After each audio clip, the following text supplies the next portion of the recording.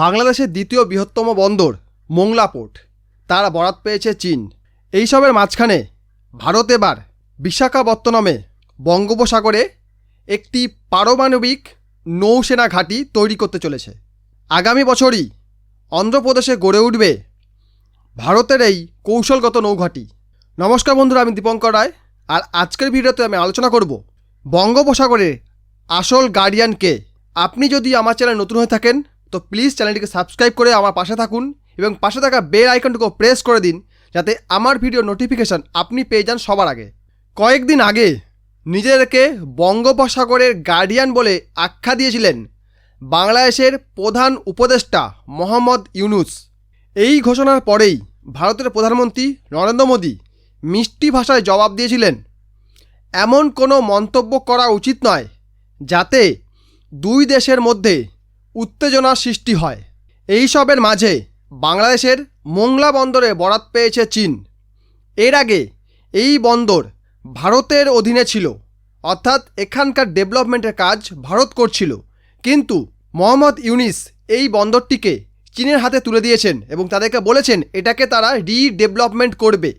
আর এসবের মাঝে এই সব কিছুকে হ্যান্ডেল করার জন্য ভারত বঙ্গোপসাগরে ভারতের যে বিশাখাপত্তনম বন্দর রয়েছে সেই বন্দরের কাছেই ভারত একটি কৌশলগত পারমাণবিক নৌসেনা ঘাঁটি তৈরি করতে চলেছে।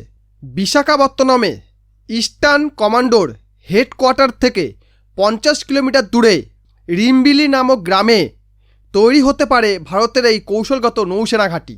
সেখানে ভূগর্ভস্থ টানেল রয়েছে এবং এখান থেকে ভারতের পারমাণবিক সাবমেরিনগুলি নীরবে পুরো বঙ্গোপসাগর জুড়ে বিচরণ করতে পারবে। এছাড়া মালাক্কা পোনারের ওপর নজর রাখতে পারবে, যেখান থেকে চীনের প্রায় 60% বাণিজ্য হয়ে থাকে।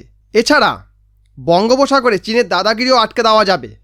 বর্তমানে ভারতের হাতে দুটি পারমাণবিক সাবমেরিন রয়েছে, আইএনএস অরিহান্ত এবং আইএনএস অরিঘাত। এছাড়াও ভারত আরেকটি পারমাণবিক সাবমেরিন তৈরি করছে যার নাম আইএনএস অরিধমান, যেটা খুব শীঘ্রই নৌসেনায় কমিশন হতে চলেছে।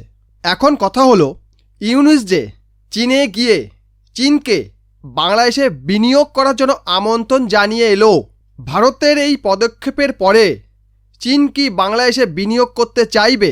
কারণ পাকিস্তানে করা বিনিয়োগ থেকে চীন কোনো লাভ পায়নি, তাই তারা ইরানের চাবাহার পোর্টের দিকে নজর দিয়েছে, যেটা ডেভেলপমেন্টের কাজ ভারত করেছে। তাছাড়া আমেরিকার প্রেসিডেন্ট ডোনাল্ড ট্রাম্প বিশ্বজুড়ে ট্রেড ওয়ার শুরু করে দিয়েছেন, বিভিন্ন দেশের ওপর ট্যারিফ ইম্পোজ করেছেন। আর এহেন অবস্থায় চীন কি চাইবে ভারতকে চটাতে? কারণ ভারত হলো চীনের দ্বিতীয় সর্ববৃহৎ ট্রেড পার্টনার। আর সেই সঙ্গে চীনের অর্থনীতি হলো এক্সপোর্ট ডিপেন্ডেন্ট অর্থনীতি, অর্থাৎ চীন যদি এক্সপোর্ট না করে তারা সারভাইভ করতে পারবে না। আমেরিকার প্রেসিডেন্ট ডোনাল্ড ট্রাম্প চীনের ওপর সবচেয়ে বেশি 125% ট্যারিফ ইম্পোজ করেছেন।